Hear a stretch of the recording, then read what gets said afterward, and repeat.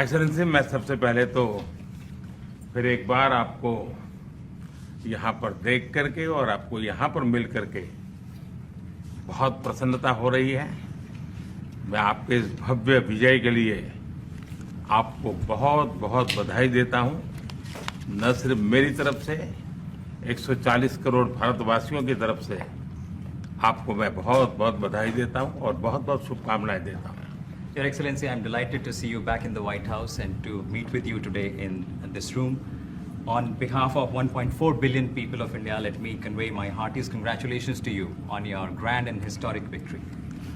ये बहुत ही सुखद संयोग है कि भारत की जनता ने 60 साल के बाद किसी प्रधानमंत्री को तीसरी बार लगातार देश की सेवा करने का अवसर दिया है।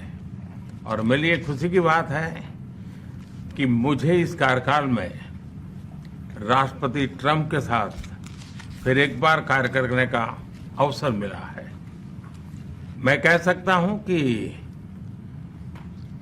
राष्ट्रपति ट्रंप के पहले 4 वर्ष का मेरा जो अनुभव था, जो गर्मजोशी थी, जो उत्साह था, जो विश्वास था, वही गर्मजोशी, वही उत्साह, वही विश्वास के साथ हम फिर एक बार साथ मिलकर के आगे बढ़ेंगे। Last year, the people of India gave me the opportunity to serve them for the 3rd consecutive time, and it has happened in the history of India in the last 60 years for the first time. And in this term, I will have an opportunity to work with you over the next 4 years, and it's a great pleasure to see the two coincide.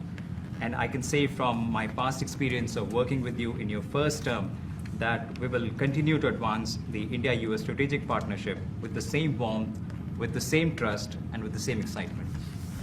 और मेरे लिए खुशी की बात है कि आते ही राष्ट्रपति ट्रंप ने एक मित्र की तरह मुझे पुराने अहमदाबाद के स्टेडियम की याद दिलाई। ये बात सही है कि ह्यूस्टन में हाउडी मोदी और गुजरात में अहमदाबाद में नमस्ते ट्रंप, वो दो एक ऐसी बहुत बड़े विशाल कार्यक्रम रहे जिसकी गूंज आज भी भारत के हर कोने में सुनाई दे रही है।